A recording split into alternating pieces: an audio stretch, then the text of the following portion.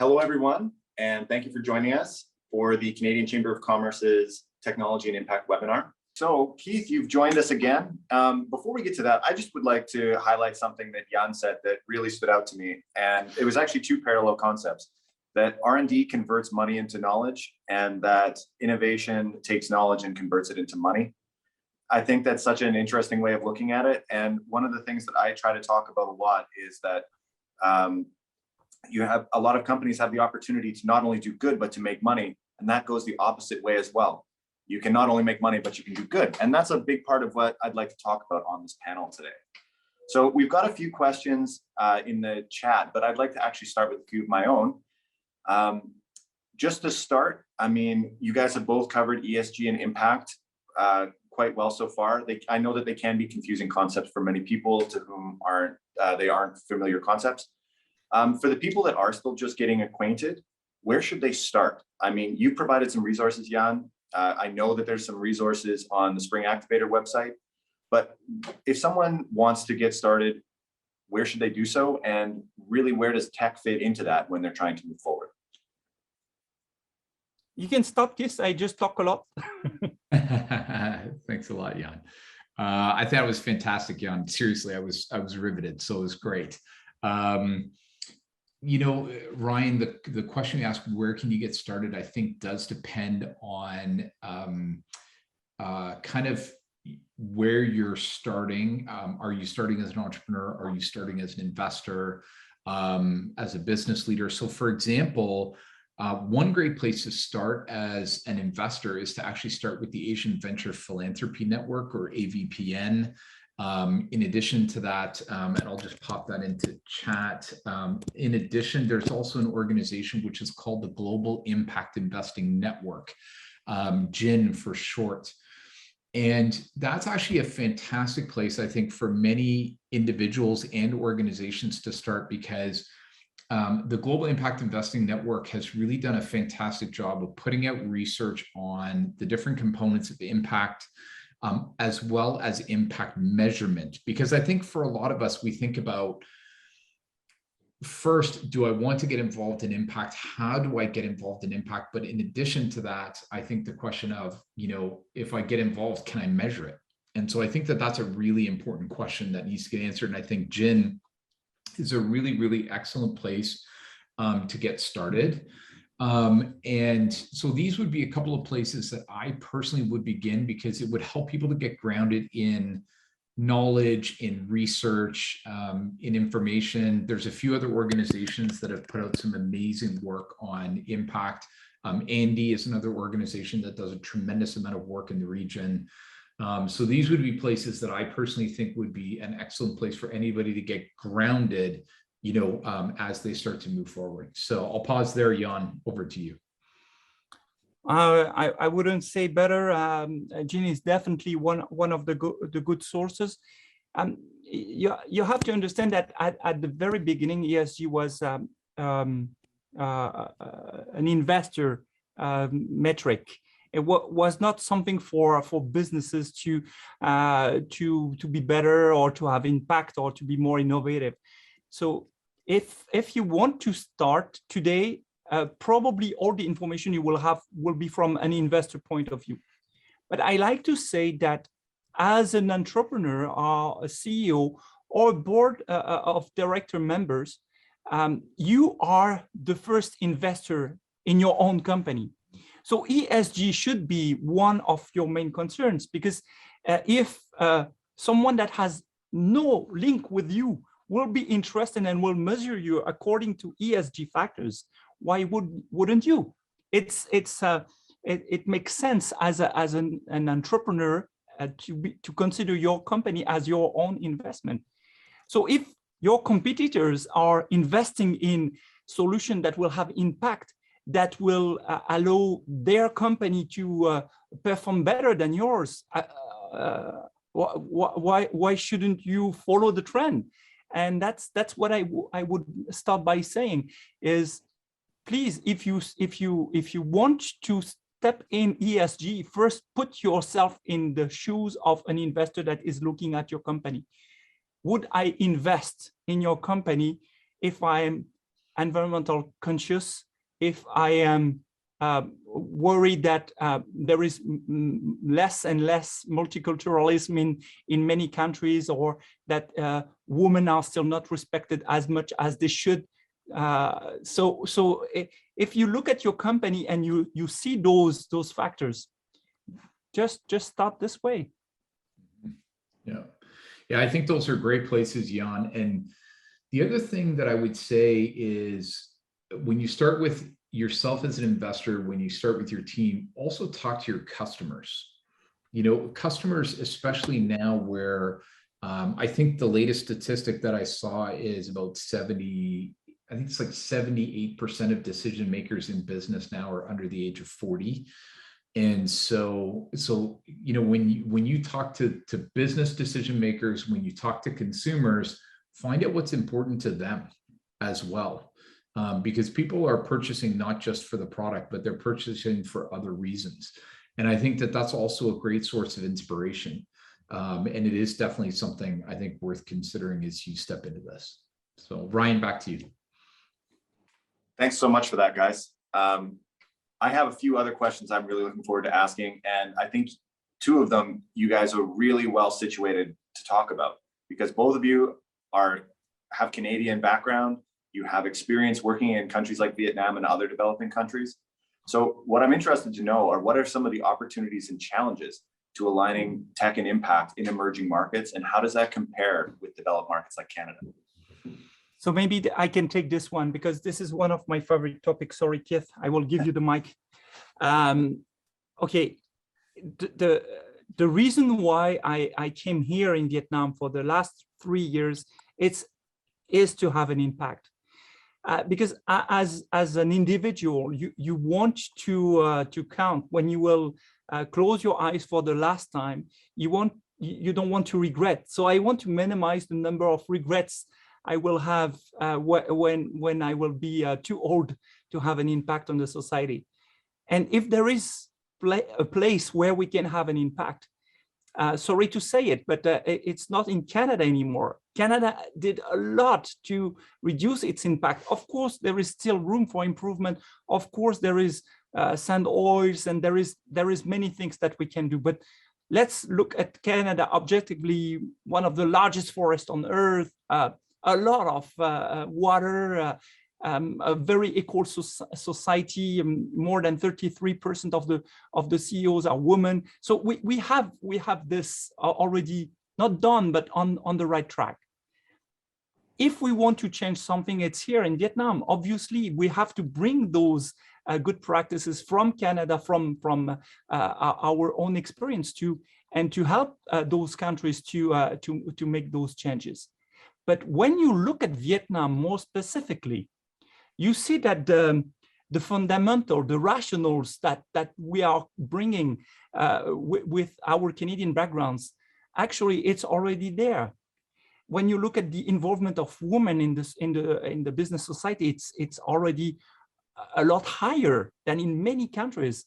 If you look at how the people are conscious of cleaning things, or making sure that the place is clean, after it's only a matter of transposing it into the business world. But for instance, I have Vietnamese friends, you know, where for them it's obvious, just like for us Canadians, that you don't enter inside a house with your shoes. We do that for no reason, but they do it because they want their place to stay clean. So I don't see Vietnam is not conscious of that. It's just a matter of awareness, and to say, look, if the sky is dark, it's because it's polluted. We have to clean that, and Vietnamese will take action, because this is their culture. It's not something that will be hard for Vietnamese. It's just a question of making people realizing where is the dirtiness, where is the things that we should fix. And what I can say is that because business leaders, the people we have on this call, they are genuinely interested in making the country better, we have this responsibility collectively as business leaders to point things and to say, this is something that we have to clean. And what I can observe when I discuss with Vietnamese CEOs is that they are very conscious of that. As soon as we point something and we say, look, this is dirty, this is not fair, this is not transparent, people want to fix it. They are absolutely willing to do. So it's just a question of talking about it. Yeah, I couldn't agree more, Yann. Thank you for that. Keith. Yeah, that was amazing. I think a couple of things that I would say in terms of opportunities and challenges. So, from my perspective, what Yann shared is that I actually think that there's some fundamentals in the Vietnamese society and economy that actually have you well positioned to maximize impact. And gender equality in business, I think, is one such example of that. The other key piece is that Vietnam is a 100 million person domestic market. And so when you choose to run your business for good, the leverage effect relative to, say, the Canadian economy with less than 40 million people is dramatic. And you're at the doorstep of 2.5 billion people, right? So the leverage effect where you are now, if I were to say an opportunity, the opportunity is this. When I was a child, my father was an entrepreneur, and I would watch him maximize his business by day, and then he would give back at night. The term that we use is capitalist by day, philanthropist by night. And so that is the fundamental nature of Western economy, is in that structure. There's no way we can change the world doing that. So we have come to the realization in the developed world, in North America, in Canada, that we need to try and make the world a better place in business and after. And so the important part is that I think if you as business leaders in Vietnam seize that opportunity, which is also an excellent economic opportunity that Yann and I were describing, then you will way exceed what we're doing in Canada, way exceed what's happening in the US, in Western Europe. And the reality is that is the future of the economy, right? Sustainable food, sustainable energy, equitable access for everyone. Like, these are the things that will actually make the economy run in the future. And if you seize that during the day at work, then you will not only create way more change than Canada can ever create, but you'll actually do it in a way that creates a thriving business at the same time. So I think for me, that's the key. And I think sometimes people talk about challenges like lack of access to capital. But my comment is, I actually think that that's not really true. I think there's actually more capital out there than you would expect. The important part is to stay true to your values and your mission so that you can unlock this impact, and capital will be there. So those are my thoughts. I just want to piggyback on what you just said. This is where Vietnamese are very good at, leapfrogging. They see what other countries are doing well or good, and they add just this little something that will make Vietnam even better. And I can give you thousands of examples of this. So I think again, just what Keith says is amazing. That's definitely true. Vietnamese they have the money, they have the opportunities, but also they have this proud attitude to say, not only we will do good, but we will do great, even better than the others. And this is an attitude that will definitely make Vietnam one of the best ESG country in the future. Wow, that's so great. And I couldn't agree more. It's a question of momentum between countries like Vietnam and Canada. And I mean, Vietnam, its equilibrium right now is breakneck change, like just rocket ship momentum forward. So yeah, the opportunities are out there. People just need to take that step. And that's one of the reasons we're hosting this webinar, right? One of the things that both of you touched on briefly that I think is an important topic to talk about a little further is some of the differences between how startups and entrepreneurs can approach this sort of thing versus established corporates and multinationals when it comes to internalizing an impact focus, and as pertains to operations and KPIs for success. Because again, this is something that the two of you, I think, are really well situated to talk about. Keith on the startup side, Yann on the corporate side. Corporate. Yeah. Yeah. So what are some of the differences you see between them, the challenges, the opportunities? Because we have a mix of both in our participants today and in the people who'll see this later. You know, it's interesting. I'm going to spend only a moment talking about the differences because I think there's actually so many commonalities. And so one of the differences sometimes is that the visibility of new ideas and the visibility of new innovations sometimes is a little bit quicker in the startup world. So for example, Foop is here from Biza, and you see the logo on the screen, and he and the team there are fantastic at unearthing new innovation from entrepreneurs, from young entrepreneurs, from startups. And so it's a good example of sometimes that helps to kind of unearth things quickly. But what has been interesting, and in my particular, opinion, has been one of the greatest unintended benefits of COVID is that starting about 3 or 4 years before COVID, you saw the rise of what we called corporate innovation. And in corporate innovation, you saw corporates using some of these amazing tools and techniques and processes from the startup world: design thinking, theory of change, lean methodology, Scrum. You saw these tools and techniques being brought into corporates to help them try and unlock an innovative culture and an innovative set of processes, and sometimes even innovation velocity in certain aspects of the business. And that has extended, for example, to doing internal incubation, so idea stage creation, internal acceleration. Sometimes you see the spin out of new ventures coming out of corporates. You see a lot of that happening, and Yann's going to talk about that. But the important part is everybody at the start of COVID believed that the corporates would set it aside, that they would stop doing it because it was a luxury in the crisis of COVID. And the reality has been the exact opposite. You see corporates everywhere doubling down on innovation, investing more into these tools like customer discovery and lean methodology and minimum viable product and some of the tools that I was talking about, like Agile and Scrum and these other pieces.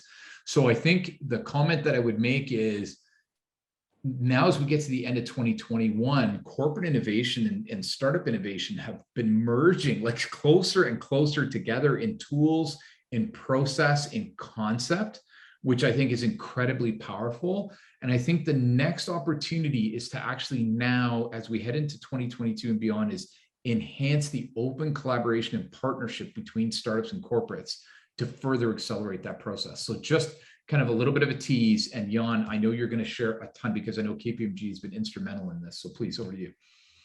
Yeah, that's crazy what we are doing, and thanks to people like you, actually, because I don't think it's corporate and KPMG and Spring and startup. It's more complex than that. There is topics on which Spring will be definitely better than us, and there is topics on KPMG will be better. And what we are doing now is we are definitely working on the same kind of topics more and more, because as Keith said, there is corporates that wants to get inspired by startup way to work. But I can tell you that more and more, what I can see is that corporations are organizing themselves in very small, very agile team that actually inside the company acts like a startup. They are actually trying to achieve things just like a startup. They have a budget, they have investors, they have exactly working like a startup. It's very small teams of less than 5 people sometimes that I'm working with, and they are trying to change the company drastically. So there is this first aspect. and recently I was working with an insurance, and they have fantastic project inside to create really an impact solutions. So you will see that coming in the market very soon in Vietnam and everywhere else in the world. But what also have been done recently by my team is what we call innovation hubs. So what we do, we create a structure, and this structure has the role to identify some challenges that the company has, and those challenges will be matched with potential solutions. So we will actually match a startup with a corporation that has a problem, an equivalent problem. So KPMG is always in the middle because, you know, sometimes startup, they are not used to the corporate world. So what we do, we adapt, we translate, we help them to say, no, don't do your pitch deck like this, too aggressive, too complex, to not adapted to the realities. Be careful, we have regulations, we have this and that we have to apply. So they really like us to be their translator. But in the other side, the companies, they really like also us to be this translator, because they want startups to talk their language and to tell them how their solution can actually apply to them. And this matchmaking, we call it build, partner, or buy. It's because the company has to decide at a certain point, do I just do what the startup is doing, just replicate it inside, and I do it myself? This is first solution. Second solution is to partner, to say, I will partner and we will do it together. Or I will buy the solution. I will just be one of their clients. And you will be surprised that KPMG in the world now is doing for the consulting part. Obviously, there is still our tax and audit practices, but for the consulting practice, more and more now, what we are doing is bringing solution of our own customers and say, hey, this solution could be sold to any other clients of KPMG across the globe. So recently I was with KPMG Brazil discussing a solution they co-developed with a client. So they took a solution from a startup, very interesting in terms of governance, to make sure that the company is applying the rules to have social equality, to make sure that they are paying a fair amount of tax and everything. So this was a very interesting tool. So this tool has been developed by the company with the help of a startup, and KPMG just packaged it and put a rubber stamp on it to say, yeah, it's KPMG approved. We know that this solution makes a real difference. And now what they are trying to do is to sell it to all the KPMG across the globe. And they asked me, do you have clients for that in Vietnam? And I said, yes, definitely. So you see, this is also what we are doing now. So there is definitely some space for startups and corporations to collaborate, and especially in ESG, because companies cannot test everything. They cannot benchmark everything. So they need some entrepreneurs, some companies who will do that for them in advance. They will just pave the way to a potential solution. And then we can do this adaptation to the corporate world. And this is what we see more and more in the KPMG network. That's great, guys. Thanks so much for that. We're coming to the end of our panel here, and I did see there was one question from Kwan. It was specific to clean tech, and I would actually like to ask one general one because we do have other speakers we need to get started on. And that was at the end of this webinar, at the end of this panel, what is the question that you want attendees to ask themselves and to ask others around them? Because that's a good way of moving some of this dialogue forward.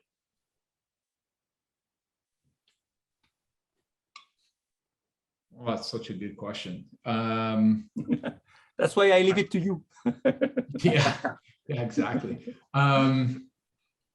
You know, I think the question that I always like to start with is, if you could do one thing to make the world a better place, what would it be and why?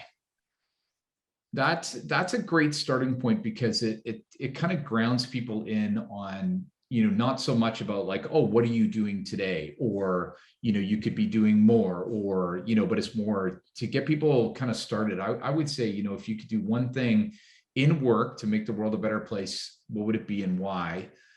I think is a great way to get people started. And then there should be a second question that should go with it. So if I ask Yann that question, he would share something. And then at the end of his share, then I would ask him a second question. How can I help? Are you looking for network introductions? Are you looking for advice? You know, what are the ways that I can kind of support you? Because that starts to bridge the connection between us as people and as colleagues is when we offer help. So I think for me, that's such a great question to kind of link with the first question. So from my perspective, that's probably where I get started. Yann, I don't know if you want to take a different tack. You know, I love this book, Start with Why. And I always try, when I ask a question for the first time to someone, I always like to start with why. Why? And in this case, it would be interesting to say, why you joined this conference with this topic? Why? It's probably because you heard about ESG, probably because you heard about impact or decarbonization, or that, but because you're just conscious of environment. So if you take this little motivation that took you to this conference and you ask yourself a second why not you? Why you are not one of those speakers today? And how you could make yourself being one of those speakers at the next event we will do about the next topic. Just start with this individually, how you can make your company to be so knowledgeable about this topic that you will be the next speaker, not me and not Keith. Start with this, because it always starts with an individual. So when you will come to the point that you will say, okay, what I can do, what personally I can do to make the world a better place, how I can be noticed, how can I be known for that? You will see that it's not that difficult. Opportunities in your areas are so large. And I'm quite sure if you don't know how to do ESG now, if you don't know how to innovate to have impact, there is tons of people that will give you good ideas, because you know what? Ideas are free. But what is not free is to execute those ideas. And to execute those ideas, you will need a method. To execute those ideas, you will need to have experience, people by your side to execute it. So first get this idea, and there is plenty of people, KPMG included, that will want to help you to make the world a better place, because this is what we do for your competitors. Mm-hmm. Yeah, and I would just maybe add as a final takeaway, Ryan, sometimes when we talk about impact, the hardest question to answer is how do I? How do I get started? How do I implement more impact in my business? So if anyone here would like to know of an example company or companies that are similar to yours that are creating impact, I would suggest reaching out to myself or Yann, and we can make specific suggestions of companies that you can look at and say, this company is similar and has done these things in impact. Sometimes you just need an example or two, people who have answered this question, how do I, so that you can see the first steps that you can take. So that's exactly what I'm doing now for a company in Saudi Arabia. We benchmarked what their idea and their desire with 17 countries in the world, and we identified specific companies that were doing things that were similar, and we went into details with the KPMG frameworks to identify precisely what were the good and the bad aspects of each one, to try to create with them the best recipe to implement their solution. So you see, at a certain point, you don't come to Keith or myself to have ideas, because as I said, anyone can have ideas. You want to benchmark yourself, we can help, because it's a big job just to benchmark it.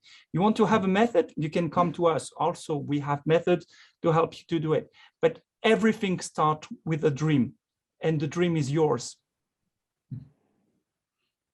Half inspirational speech, half information seminar right there, guys. Keith, Yann, thank you so much. I said already that I was really excited for this, and you've already blown my expectations out of the water. So now we get to look forward to the second half, and I'm really excited for that too. So Yann, Keith, thank you again. I'll look forward to seeing you both present sometime soon. Thanks a lot for having us, Ryan. course. Great to share the stage, Yann. Looking forward to the rest.